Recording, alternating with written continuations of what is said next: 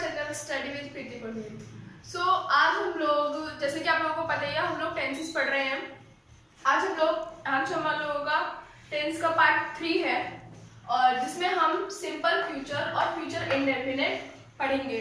बाकी मैंने आप लोगों को सिंपल पास्ट और सिंपल प्रेजेंट की वीडियोस दे दी हैं।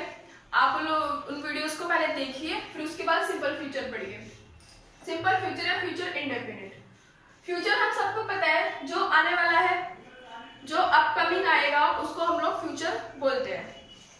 तो फ्यूचर में कैसे हम लोग सेंटेंसेस पता चलता है? सेंटेंसेस एंड्स विद गा, गे, गी। जिन सेंटेंस के लास्ट में गा, गे, गी ऐसे वर्ड्स हो, या जिससे हम लोगों को पता चलेगा कि कुछ फ्यूचर में होने वाला है अपकमिंग टाइम पे, वो जो टेंस होगा वो सिंपल फ्यूचर या फ्यूचर इंडेफिनिट होगा। दोनों एक ही बात है। तो इसका क्या रूल होता है अफर्मेटिव सेंटेंसेस का? अफर्मेटिव का मतलब ना तो नेगेटिव सेंटेंसेस, ना ही इंटरोगेटिव, ना नकारात्मक बात होगी, ना ही कोई प्रश्न पूछा जाएगा। तो इसका सब्जेक्ट प्लस विल या शैल प्लस वर्ब की फर्स्ट फॉर्म प्लस ऑब्जेक्ट, ये रूल होता है। हम विल या शैल कुछ भी लगा सकते हैं, किसी के भी साथ भी। ऐसा कुछ नहीं है कि सिंगुलर पर्सन के साथ विल आएगा या प्लूरल पर्सन के साथ शैल आएगा, ऐसा कुछ नहीं है। हम लोग किसी के साथ कुछ भी लगा सकते हैं। तो हमारे पास सेंटेंस है, आज राधा स्कूल जाएगी। आज राधा स्कूल जाएगी। इसका सेंटेंस कैसे बनाएंगे इंग्लिश में? पहले सब्जेक्ट कौन है? राधा। राधा। अब विल या शैल, तो राधा के साथ हम लोग विल या शैल कुछ भी लगा सकते हैं। मैं इसका जो मेन यूज है वो आप लोगों को इंटरोगेटिव सेंटेंसेस में पढ़ाऊंगी। तो राधा विल जाएगी को गो, वर्ब की फर्स्ट फॉर्म। कहां जा रही है? Go to school.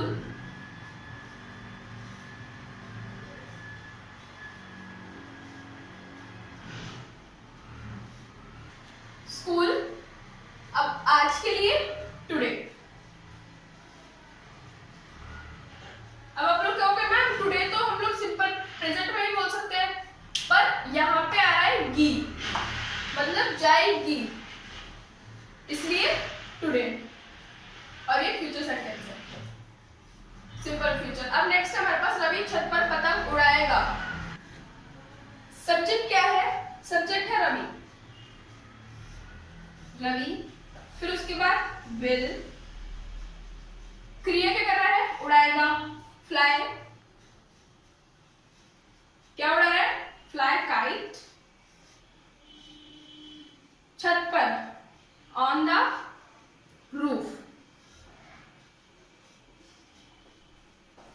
क्लियर हो आप लोगों को? अब हम लोग लेते हैं एक और एग्जांपल। देखिए, जैसे इसमें गी आ रहा था, यहाँ पे भी गी था सेंटेंस में, और यहाँ पे सेंटेंस में गा था, तो यहाँ पे भी गा। ऐसे ही हम लोग फ्यूचर, सिंपल फ्यूचर या फ्यूचर इंडेफिनिट का पता लगा सकते हैं कि ये सेंटेंस हमें किस टेंस में दिया है। अगला है दादाजी अखबार पढ़ेंगे। अब इसमें है पढ़ेंगे, पढ़ने वाले हैं, अभी पढ़ा नहीं है, इसलिए सिंपल फ्यूचर। तो दादाजी के लिए ग्रैंडफादर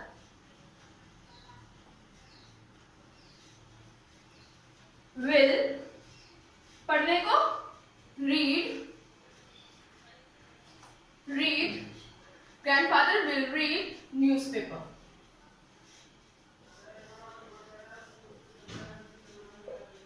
क्लियर? नेक्स्ट भी है हम कल बाजार जाएंगे। तो हम कल जाएंगे मतलब फ्यूचर में, तो फिर हम के लिए we will go to market. कब जाएंगे ये भी बता रखा है। तो अब ये हमारे पास आने वाला कल है। आने वाले कल को क्या बोलते हैं? टुमारो। जैसे कि कल हम लोग पास्ट पढ़ रहे थे, सिंपल पास्ट, उसमें कल जो आ रहा था वो बीता हुआ था, जिसमें हम लोग यस्टरडे यूज कर रहे थे, तो टुमारो।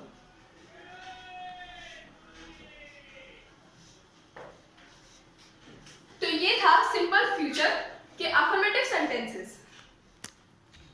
तो अब हम लोग सिंपल फ्यूचर या फ्यूचर इंडेफिनिट के नेगेटिव और इंटरोगेटिव सेंटेंसेस देखेंगे।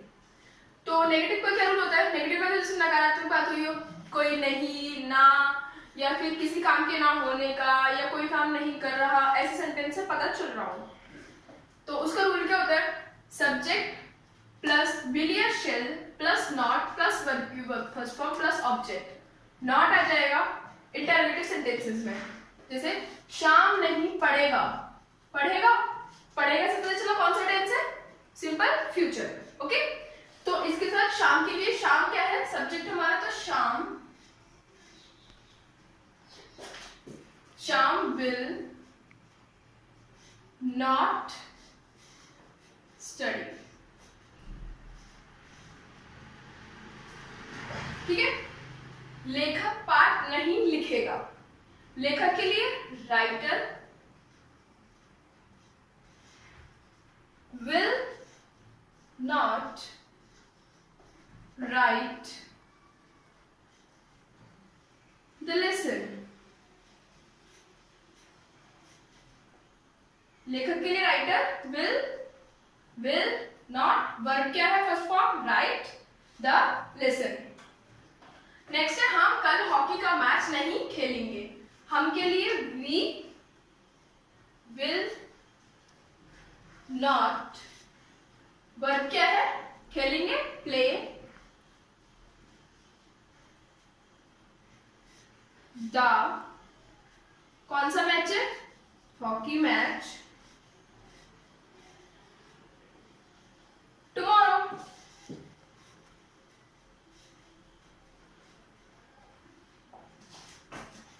आप लोगों को ये नेगेटिव सेंटेंस समझ आ गए? कुछ नहीं करना, सिर्फ सब्जेक्ट विल या shall plus not plus verb की first form plus object, object मतलब जो भी बचा हुआ है। तो शाम नहीं पढ़ेगा, ये बहुत ही इजी सा सेंटेंस था। शाम विल नॉट स्टडी, पढ़ेगा नहीं वो।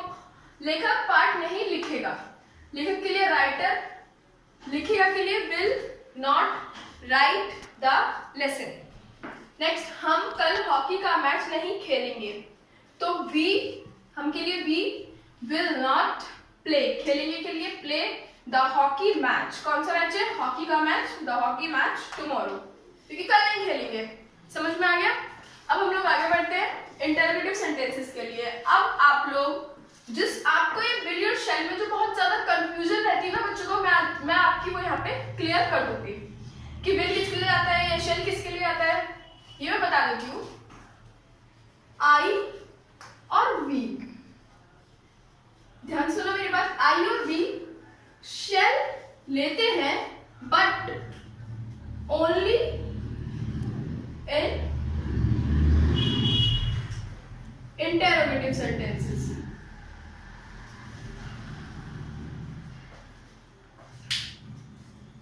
इंटरोगेटिव सेंटेंसेस में आई और वी शेल लेंगे, बाकी नेगेटिव, अफर्मेटिव, कैसे भी सेंटेंसेस हो, किसी भी सब्जेक्ट के साथ विल या शेल दोनों लगा सकते हैं। ठीक है, अब क्या के लिए, अब ये सब्जेक्ट देखो पहले, इसका क्या है? सब्जेक्ट आई, मैं, आई के साथ हम लोग शेल लगाएंगे, आई शेल, मिलूंगा, सब्जेक्ट के बाद वर्ब, मिलूंगा मतलब मीट, शैल आई मीट, तुमसे मतलब यू, कल मतलब आने वाला टुमारो।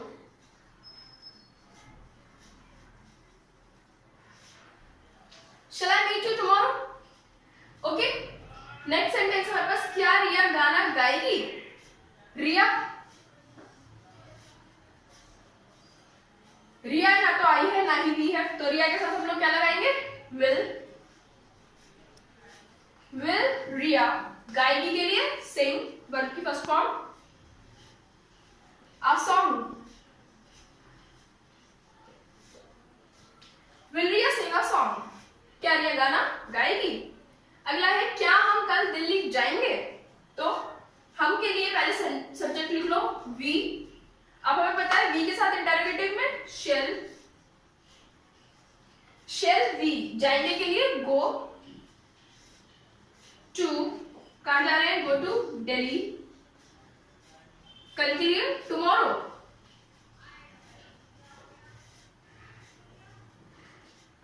तो shall we go to Delhi tomorrow. ये हुए इंटरोगेटिव सेंटेंसेस। इन पर और सुन लीजिए, मैंने आप लोगों को क्या बताया।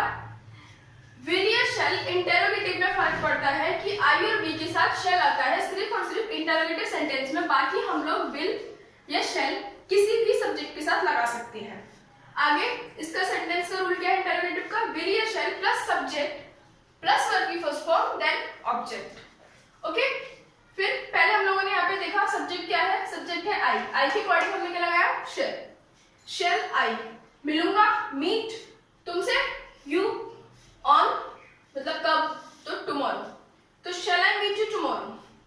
क्या रिया गाना गाएगी, तो will Riya sing a song. क्या हम कल दिल्ली जाएंगे, shall we go to Delhi tomorrow. Okay, मुझे लगता है आप लोगों को सिंपल फ्यूचर या फ्यूचर इंडेफिनिट भी क्लियर हो गया होगा, और अगर नहीं होता है तो आप लोग हम लोगों को कमेंट बॉक्स में कोई भी डाउट पूछ सकते हैं। ओके, बाकी अब हम लोग आगे बढ़ते हैं परफेक्ट की तरफ।